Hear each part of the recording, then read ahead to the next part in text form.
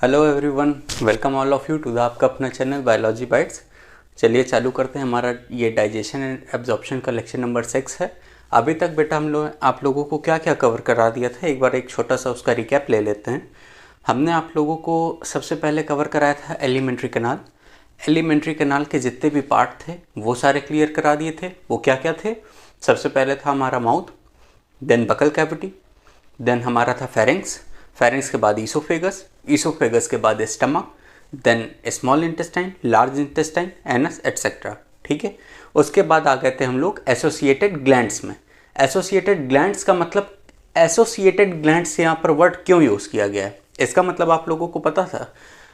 हमारी बॉडी में बेटा कई सारी ग्लैंड्स होती हैं, लेकिन अभी हम लोग उन्हीं ग्लैंड्स को पढ़ने जा रहे हैं जो कि हमारी एलिमेंट्री कैनाल से एसोसिएटेड हैं। फिर हमने पढ़ा था उन्हीं के बारे में। वो क्या थी एसोसिएटेड ग्लैंड्स? सबसे पहले थी हमारी सेलेब्री ग्लैंड, देन थी हमारी gastric gland, pancreatic gland, liver, intestinal gland. ये 5 ग्लैंडें हमें पढ़नी थी। ठीक है। उसमें हम लोगों ने क्या क्या कवर कर लिया था? उसमें हम लोगों ने सेलेब्री ग्लैंड पढ़ा था जो कि 3 पेयर थी। ठीक है। पैरोटिड, सबमैक्सिलरी, सबमैंडिबुलर और सबलिंगुअल। ठीक है, 3 पेयर ये पढ़ लिया था। उसके बाद हम लोगों ने कवर कर लिया था पेनक्रियाटिक ग्लैंड। ठीक है। अब नेक्स्ट हम लोग मूव कर रहे थे लिवर में। लिवर हेडिंग पड़ी भी हुई है। लिवर में मूव करने अच्छा चलिए इसको आगे ही बताऊंगा। लिवर पढ़ते हैं। लिवर के बाद हमारा आ जाएगा गैस्ट्रिक ग्लैंड। बेटा हमने आपको डाइजेशन में 3 पार्ट बताए थे ना, एक तो एलिमेंट्री कैनाल पढ़ना, फिर उसके बाद हमारा एसोसिएटेड ग्लैंड पढ़ना, और तीसरा पार्ट था फिजियोलॉजी ऑफ डाइजेशन जो कि इस चैप्टर की एंडिंग है। ठीक है। यहाँ पर आपको जो हम फिजियोलॉजी ऑफ डाइजेशन पढ़ाएंगे उसको बहुत ज़्यादा डीप नहीं पढ़ाएंगे, केवल कुछ एंजाइम्स का यूज़ बताएंगे, कुछ डाइजेशन के स्टेप का यूज़ बताएंगे। ठीक है। और बाकी लिवर के बाद जो हमारा गैस्ट्रिक ग्लैंड एक बचता है भाई, इंटेस्टाइनल ग्लैंड भी हमने आपको बता दिया था। उसके बारे में इतनी डिटेल याद करनी है कि वो हमारे विलाय के बीच में प्रेजेंट होता है और वो जो जूस सेक्रेट करता है इंटेस्टाइनल जूस, जिसको सकस एंटेरिकस बोलते हैं। ठीक है। अब हम लोग लिवर पढ़ते हैं, और लिवर के बाद जो हम लोगों को गैस्ट्रिक ग्लैंड वाला पार्ट पढ़ना है उसको हम लोग फिजियोलॉजी में ही पढ़ेंगे। उसका रीज़न क्या है कि जैसे ही हम आपको गैस्ट्रिक ग्लैंड के बारे में बताएंगे तो उस ग्लैंड को बताते समय हम ये बताएंगे कि इसमें ये सेल प्रेजेंट हैं और ये सेल ये सेक्रेट कर रहा है। तो वो सेल किस फॉर्म में सेक्रेट कर रहा है चीज़ें, और वो चीज़ें आगे चल के HCl से मिलके कैसे हो जा रही हैं और कैसे डाइजेशन में मदद कर रही हैं, ये सारा प्रोसेस एक पास ही पढ़ा देंगे। तो उससे ये रहेगा कि आपको कंफ्यूजन नहीं होगा बार बार। तो अभी लिवर को कवर कर लेते हैं। ठीक है, चलिए।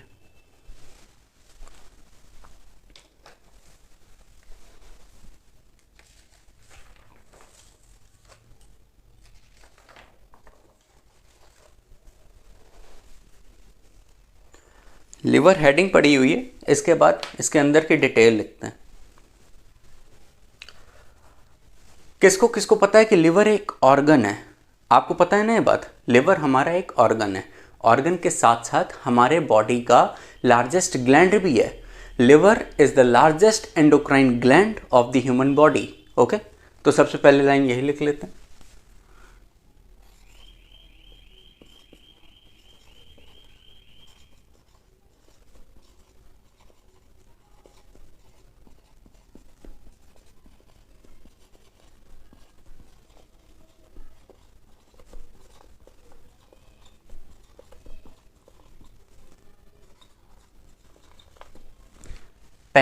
पहला पॉइंट क्लियर हो गया।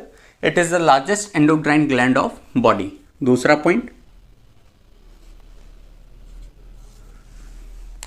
Liver is also a chemical factory of our body. Liver को अपनी बॉडी का केमिकल फैक्ट्री भी कहा जाता है। क्यों ऐसा कहा जाता है? एक्चुअली में बेटा अपने बॉडी में बनने वाले जो टॉक्सिन्स हैं, टॉक्सिन समझते हो, पॉइजनस सब्सटेंस। मान लो आपने कोई चीज़ खाई या आपके गट में कोई बैक्टीरिया है तो वो कुछ ना कुछ टॉक्सिन रिलीज करता है ना? तो अपने बॉडी में बनने वाले जितने भी टॉक्सिन सब्सटेंस हैं उनका डिटॉक्सिफिकेशन यानी कि उनका न्यूट्रलाइजेशन हमारा लिवर में होता है। ठीक है, इसीलिए लिवर को chemical factory of the body भी बोलते हैं। दूसरा, ये बाइल तो सेक्रेट करता ही है, ये तो आप सब जानते ही हैं। बाइल भी अपने आप में एक केमिकल है जो कि हमारे डाइजेशन में मदद करता है। ठीक है, तो अब ये नेक्स्ट पॉइंट लिख लेते हैं।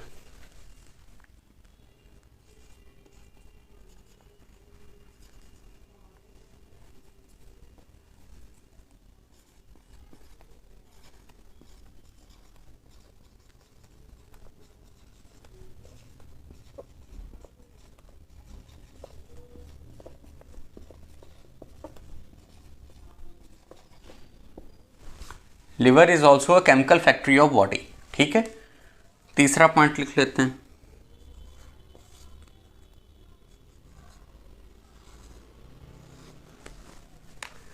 लिवर जो होता है बेटा हमारा, वो चॉकलेट कलर का ऑर्गन होता है, यानी डार्क ब्राउन या रेडिश डार्क बोल लो। ठीक है, और इसका वेट जो होता है वो अप्रॉक्सीमेटली 1.2 टू 1.5 kg के अराउंड होता है। ठीक है, इस बात को भी लिख लेते हैं।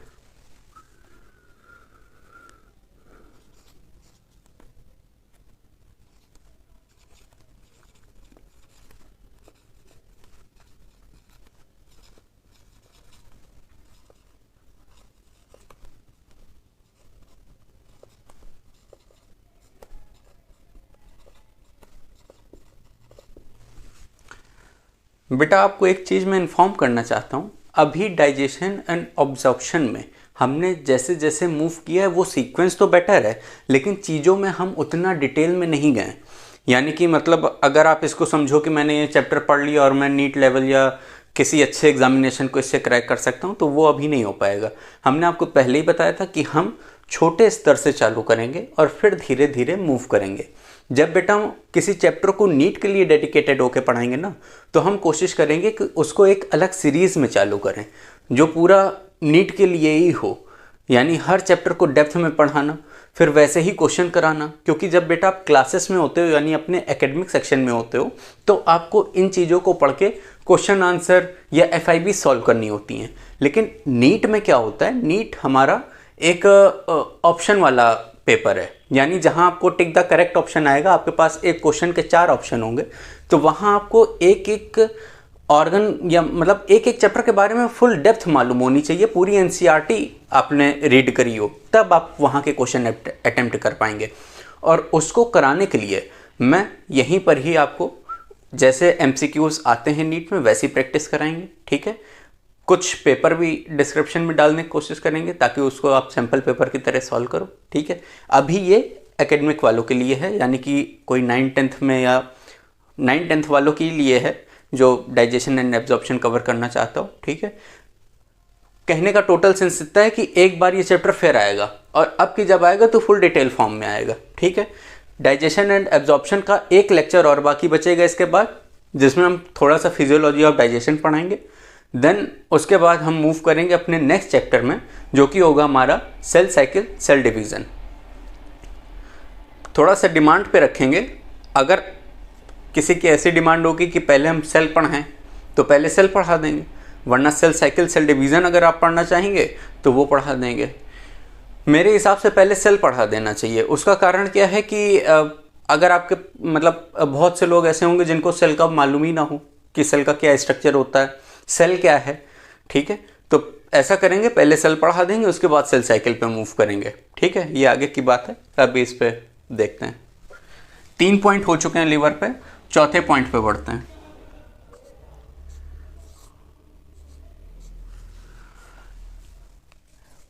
क्या क्या पढ़ लिया पॉइंट कि ये हमारे बॉडी की लार्जेस्ट एंडोक्राइन ग्लैंड होती है। It is also a chemical factory of the body, क्योंकि यहाँ पर टॉक्सिन्स का डिटॉक्सिफिकेशन होता है। फिर हमने पढ़ा कि its weight is around 1.2 to 1.5 kg, लगभग 1.5 किलो वेट होता है हमारे लीवर का। ठीक है, उसके बाद नेक्स्ट पॉइंट, लिवर के 2 लोब होते हैं। जब बेटा हमने आपको डक्टस सिस्टम पढ़ाया था, हमने वहीं आपको हिंट दे दी थी कि लिवर हमारा 2 लोब से मिलकर बनता है, एक राइट लोब एक लेफ्ट लोब। तभी तो हमने आपको एक राइट हिपैटिक डक्ट और लेफ्ट हिपैटिक डक्ट बताया था, याद है? रिवाइज करते रहिएगा चैप्टर को। ठीक है, लिंक बना होना जरूरी है। बायो एक ऐसा सब्जेक्ट है इसमें जितना आप लिंक बना के चैप्टर को कवर करोगे, जितना पीछे का रिवाइज करके आगे बढ़ोगे, उतना ज़्यादा आपको पढ़ने में मजा आएगी। ठीक है,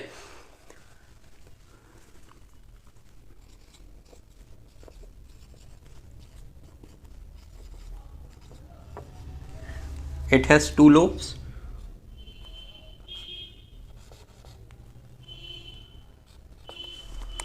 कौन कौन से होंगे? Right and left. बेटा कंपेरेटिव लेफ्ट, राइट लोब हमारा थोड़ा सा बिगर होता है। ठीक है, as compare to left, right lobe हमारा थोड़ा बिगर होता है।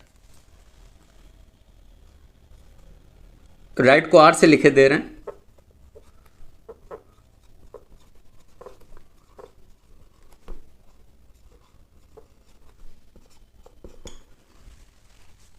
यहां तक की बात क्लियर हो गई लिवर की।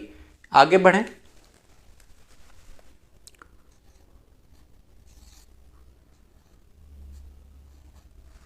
एक इंपॉर्टेंट पॉइंट बताने जा रहे हैं बेटा, इसको थोड़ा सा ध्यान से समझने की कोशिश करिएगा। जैसे बेटा इन जनरल हम लोग बोलते हैं ना कि हमारी बॉडी सेल से मिलकर बनी है, लेकिन इसका क्राइटेरिया क्या होता है? सेल एग्रीगेशन होकर टिश्यू बनाता है, टिश्यू एग्रीगेट होकर ऑर्गन बनाता है, देन कई सारे ऑर्गन अगर एक पास काम कर रहे होते हैं कोऑर्डिनेटेड वे में तो उसको ऑर्गन सिस्टम बोलते हैं, देन कई सारे ऑर्गन सिस्टम मिलके एक पूरी ह्यूमन बॉडी बना देते हैं। यही सिस्टम होता है। ऐसे ही लिवर भी होता है बेटा। लिवर में जो स्मॉल सेल होते हैं हेपेटिक सेल्स मिलके हेपेटिक लोब्यूल बनाते हैं, जो कि लिवर की स्ट्रक्चरल और फंक्शनल यूनिट होता है। बेटा किसी भी ऑर्गन की जो हमारे इंपॉर्टेंट ऑर्गन है इनमें कुछ ना कुछ इनकी एक स्ट्रक्चरल और फंक्शनल यूनिट होती है। जैसे आपने किडनी में देखा होगा नेफ्रॉन, है ना। ऐसे लिवर में क्या होता है? एक लाइन लिखाएंगे यहाँ पर, hepatic lobule is a structural and functional unit of liver. Hepatic lobule is a structural and functional unit of liver. और ये हेपेटिक लोब्यूल छोटे छोटे हेपेटिक सेल से मिलकर बनता है। ठीक है, लिखिएगा।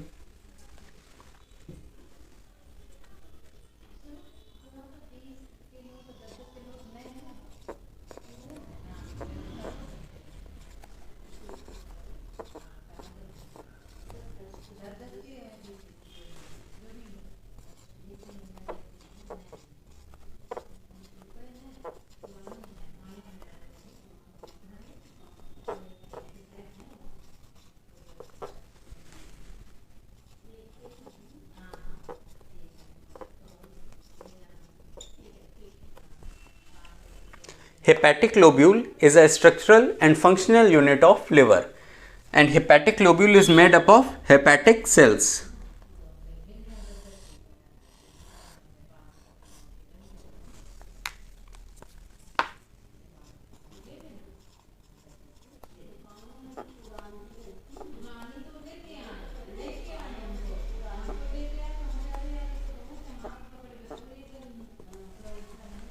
ठीक है, ये बात क्लियर हो गई। अब बेटा ऐसे तो डिटेल हमें हेपेटिक लोब्यूल की भी बतानी चाहिए, लेकिन वो अभी आपको इतना ज़्यादा यूज़ नहीं है। हेपेटिक लोब्यूल का अपना एक स्ट्रक्चर होता है, अपना एक फंक्शन होता है, लेकिन ये जब आगे इसी चैप्टर को डेप्थ में पढ़ाएंगे तब वहाँ इसके बारे में बताएंगे। ठीक है, अभी मैं हट जा रहा हूँ और एक बार आप इन पॉइंट्स को नोट कर लीजिएगा।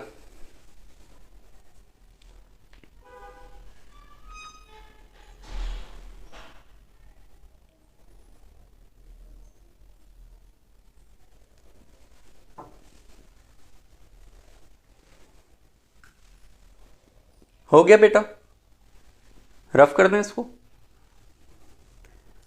अच्छा, हो सकता हो कि आगे आप लोगों को एक वर्ड सुनने को मिल जाए, ग्लिसन्स कैप्सूल। हो सकता हो वो अभी सुनने को मिल जाए, तो केवल उसके बारे में थोड़ा सा बता दे रहे हैं।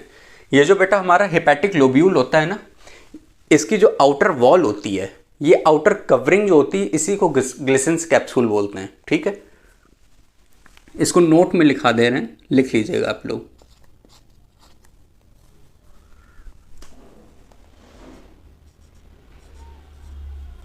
क्या हो गया?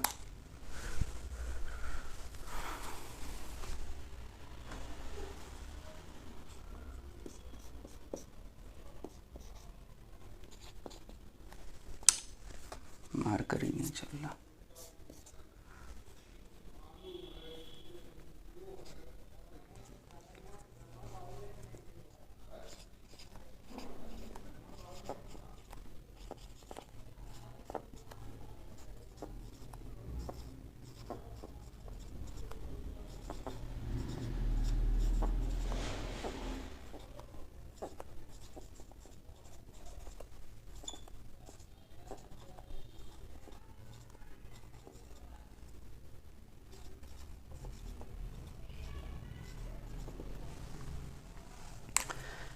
Covering of hepatic lobule is Glisson's capsule. Glisson's capsule, ठीक है, इस वर्ड को एक बार आप लोग देख लीजिएगा, ग्लिसन्स कैप्सूल। ठीक है, अब इतना आप लोग नोट डाउन कर लीजिए, फिर हम लोग नेक्स्ट बढ़ते हैं फंक्शन ऑफ लिवर में। ठीक है, फंक्शन ऑफ लिवर करके यहाँ पर लिवर आपका फिनिश हो जाएगा, देन हम लोग सेशन एंड कर देंगे। ठीक है,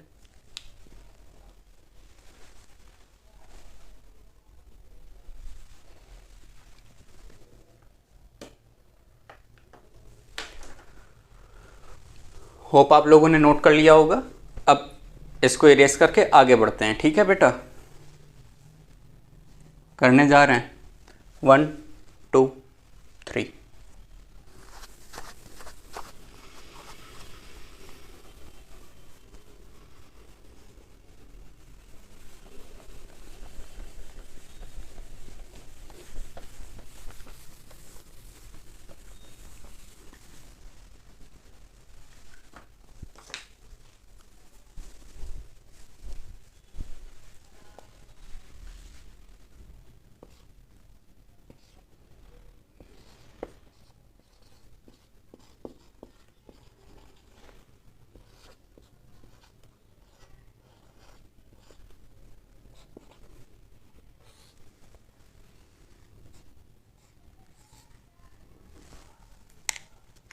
अब लिवर के हम लोग फंक्शन पढ़ने जा रहे हैं। ठीक है, पहला फंक्शन क्या है? एक तो लिवर का जो मेजर फंक्शन है वो तो आप लोग सब लोग जानते ही हो। लिवर हमारी अगर ग्लैंड है तो कुछ ना कुछ सेक्रेट कर रही होगी। ग्लैंड का मतलब ही है कि वो कुछ ना कुछ बॉडी में सेक्रेट कर रही हो। तो लिवर क्या सेक्रेट करता है? Bile juice. ठीक है, समझ गए फंक्शन में।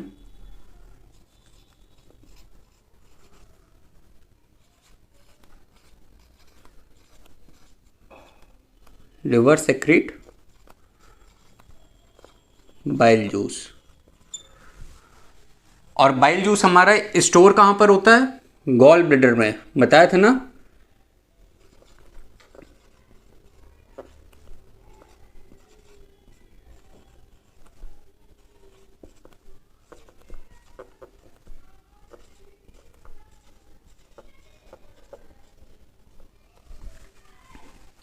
Liver secrete bile juice which store in gall bladder. दूसरा point,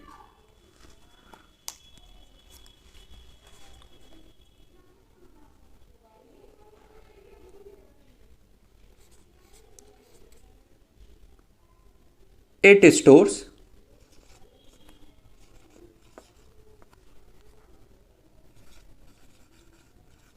some vitamins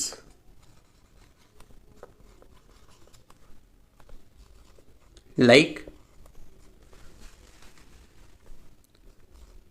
A, D, E, K। Liver में हमारे कुछ विटामिन स्टोर होते हैं और वो विटामिन कौन कौन से होते हैं? ए, डी, ई, के।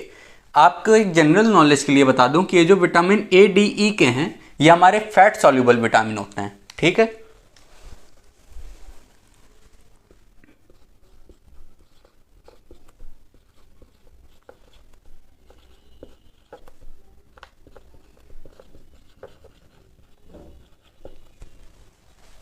ये हमारे फैट सॉल्युबल विटामिन हो गए। क्या कुछ और भी स्टोर करता है लिवर?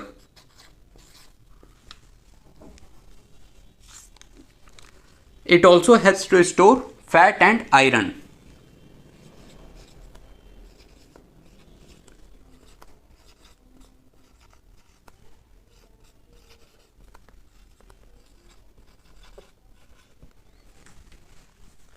अभी तक बेटा लिवर में हमने आप लोगों को क्या क्या फंक्शन बता दिए। सबसे पहला लिवर का फंक्शन कि ये बाइल जूस सेक्रेट करता है। ठीक है, it secrete bile juice which store in gall bladder, जो कि हमारा गॉल ब्लैडर में स्टोर होता है। ठीक है, उसके बाद बताया कि it store some vitamin like A, D, E, K. Liver में हमारे कुछ विटामिन स्टोर होते हैं जो हैं ए, डी, ई, के। और फिर these are fat soluble vitamin. ये जनरल नॉलेज की बात बताई कि ये जो हमारे ए, डी, ई के होते हैं ये फैट सॉल्युबल विटामिन होते हैं। और इसके अलावा कौन से होते हैं? वाटर सॉल्युबल, जिसमें हमारा विटामिन सी और बी कॉम्प्लेक्स आ जाएगा। ठीक है, थर्ड पॉइंट हमने बताया कि it also store some fats and iron. Liver में कुछ फैट और आयरन भी स्टोर होते हैं। ठीक है,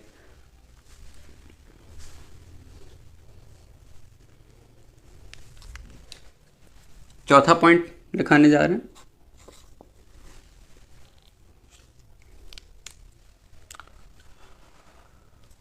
It also helps to form some plasma protein and clotting factors point लिखा दें फिर बता रहे हैं।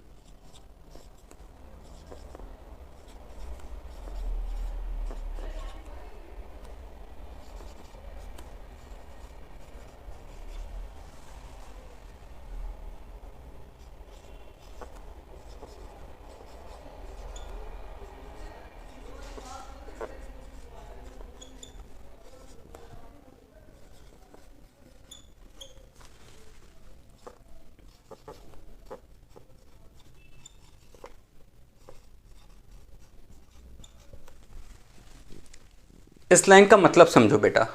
सबसे पहले प्लाज्मा प्रोटीन वो प्रोटीन होती है जो हमारे ब्लड में मिलती है, जैसे हमारी क्या क्या हो गई, एल्ब्यूमिन, ग्लोबुलिन, फिब्रिनोजन, ये प्रोटीन्स हो गई। और उसके बाद हमने बताया कि it and some clotting factor. Clotting factor क्या होते हैं इस बारे में समझो बेटा। कभी भी हमारे जब चोट लगती है ना, तो चोट में देखा होगा कि एक प्रोसेस होती है। सबसे पहले आपको चोट क्लीन रखने के लिए क्यों कहा जाता है, ताकि वहां जल्दी से जल्दी डेड सेल हटें और नए सेल आए, है ना।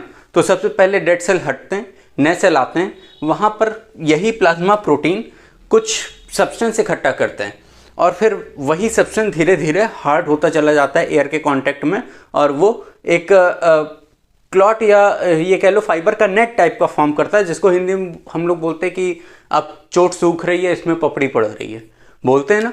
तो वो क्या होता है कि वो एक फाइबर का नेट टाइप का होता है। तो ये जितनी भी प्रोसेस होती है ये सारी, ये क्लॉटिंग का मतलब ही क्या होता है, जमना।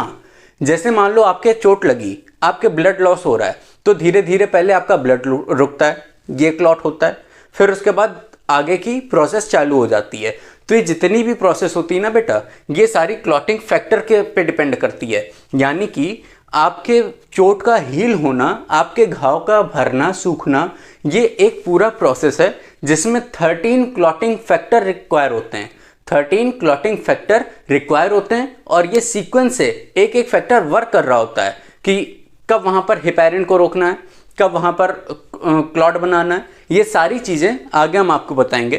तो इतना भी समझ लो कि लिवर ही है हमारा जो प्लाज्मा प्रोटीन फॉर्म करता है और कुछ क्लॉटिंग फैक्टर फॉर्म करता है। अभी हमने आपको बताया ना कि 13 क्लॉटिंग फैक्टर होते हैं, उनमें से कुछ ऐसे क्लॉटिंग फैक्टर हैं जो हमारा लिवर फॉर्म करता है। अगर बेटा एक भी क्लॉटिंग फैक्टर मिस हुआ ना, तो ये सारा मैकेनिज्म बिगड़ जाएगा और आपका जो घाव है ये कभी सूख नहीं पाएगा। और इसी क्लॉटिंग फैक्टर में सबसे इंपॉर्टेंट जो रोल प्ले करता है वो होता है कैल्शियम। इसीलिए जब चोट लगती है तो घर में या डॉक्टर भी आपको सजेस्ट करता है कि आप दूध पीजिए, क्योंकि दूध में कैल्शियम होता है।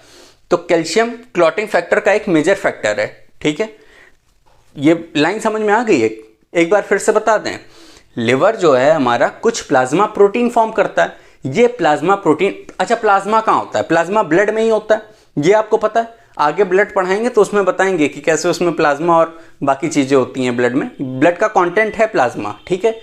तो अब ये प्लाज्मा प्रोटीन क्या हुआ? ब्लड के प्रोटीन, जिसके एग्जांपल क्या हुए? ग्लोबुलिन, फिब्रिनोजन, एल्ब्यूमिन, ठीक है। एक बात तो ये क्लियर हो गई कि ये कुछ प्लाज्मा प्रोटीन बनाता है। दूसरा, liver form some clotting factor. Clotting factor, जब भी हमें चोट लगती है तो उस चोट को सुखाने के लिए हमें जिन जिन चीजों की रिक्वायरमेंट होती है हमारी बॉडी को, तो ये सारा प्रोसेस एक कोऑर्डिनेटेड वे में काम करता है, जिसमें उसे कुछ क्लॉटिंग फैक्टर रिक्वायर होते हैं और वो फैक्टर होते हैं 13। अगर एक भी फैक्टर मिस हुआ तो ये प्रोसेस आगे नहीं बढ़ेगा, क्योंकि सब आपस में कोऑर्डिनेटेड हैं। कोऑर्डिनेटेड का मतलब कि अगर ये हो रहा है तो ये हो रहा है, ये हो रहा है तो ये हो रहा है, तो अगर बीच का कुछ भी हटा दोगे तो फिर आगे का पूरा रुक जाएगा ना। तो ऐसे ही हमारे क्लॉटिंग फैक्टर होते हैं, जिनमें से कुछ हमारा लिवर बनाता है, ठीक है।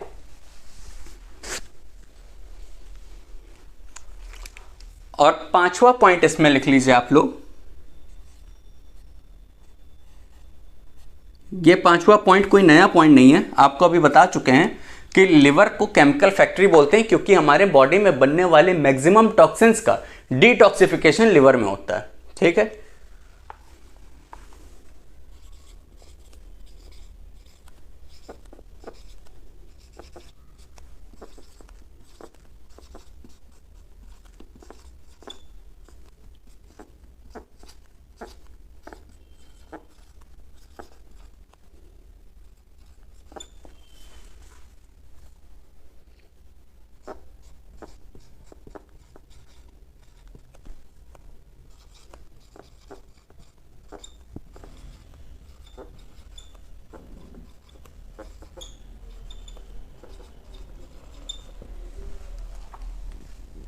ये पॉइंट लिखा दिया। इट हेल्प टू डिटॉक्सिफाई या neutralise toxins which form in our body. ठीक है, टॉक्सिन्स क्या थे? पॉइजनस सब्सटेंस थे।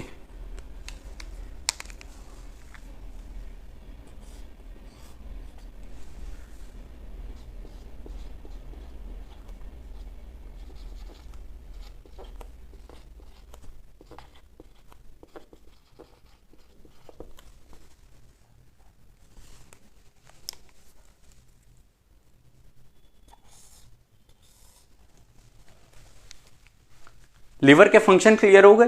ये 5 ही मेन फंक्शन आपको पढ़ने होते हैं लीवर में। ठीक है, इसके बाद लीवर में कुछ डिटेल और होती है कि कैसे यहाँ पर यूरिया साइकिल यानी कि ऑर्नेथिन साइकिल चल रही है, कैसे यहाँ पर यूरिया फॉर्म हो रहा है, पर ये थोड़ा सा डीप पार्ट है, अभी इतना एज सच इंपॉर्टेंट नहीं है आपके लिए। ठीक है, तो यहाँ तक लीवर पूरा क्लियर हो गया। लीवर में जितनी भी बातें बताई ये सारी क्लियर हो गई। अब हमारा ये एसोसिएटेड ग्लैंड वाला भी पार्ट कंप्लीट हो गया। हमने आपको ये बात बता दी ना कि हम गैस्ट्रिक ग्लैंड को आगे फिजियोलॉजी ऑफ डाइजेशन में ही पढ़ेंगे। ठीक है, अब केवल हमारा एक लेक्चर और बचता है डाइजेशन का, जो कि नेक्स्ट होगा। 6 लेक्चर कंप्लीट हो गए। 7 लेक्चर में आपका ये डाइजेस्टिव सिस्टम पूरा कंप्लीट हो जाएगा। नेक्स्ट लेक्चर में हम फिजियोलॉजी ऑफ डाइजेशन पढ़ाएंगे, जो मतलब फिनिश हो जाएगा। अब कुछ रह नहीं गया है ज़्यादा, तो इसको नोट कर लीजिएगा। ठीक है, चलिए फिर मिलते हैं नेक्स्ट क्लास में। Okay, bye bye.